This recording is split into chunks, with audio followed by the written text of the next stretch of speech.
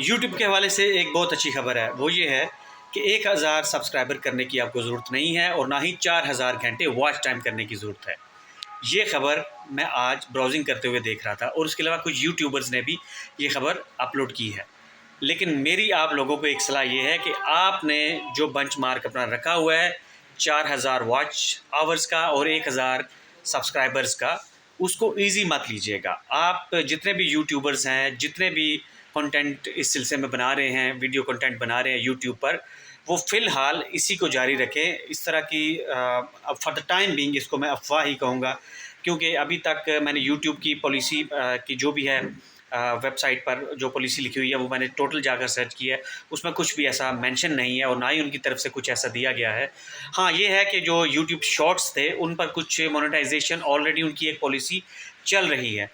लेकिन जो नए यूट्यूबर्स हैं या जो थोड़े से पुराने हैं, जिनके 4000 घंटे पूरे होने वाले हैं और 1000 सब्सक्राइबर पूरे होने वाले हैं, उन लोगों से गुजारिश ये है कि आप लाज़मी अभी अपनी कोशिश को वही रखें कि आपने 4000 घंटे ही करने हैं और 1000 सब्सक्राइबर ही करने हैं। आप उससे रिलैक्स ना हो जाइएगा, ये ना हो कि अचानक उनकी पॉलिसी जो है वो चेंज हो जाए और आपका फिर यूट्यूब चैनल जो है वो ये जनवरी में मैं सुन रहा हूँ कि वो अपनी पॉलिसी ला रहे हैं और जनवरी में अगर वो पॉलिसी अनाउंस नहीं करते तो फिर आपको हो सकता है कि 1 साल के बाद आप जब इसी में लगे रहें कि कोई बात नहीं, 4000 घंटे ना पूरे हुए या 1000 सब्सक्राइबर ना पूरे हुए तो कोई बात नहीं, तो जनवरी में वो अपनी पॉलिसी ये अनाउंस ना करें तो फिर इससे आपको नुकसान हो सकता है।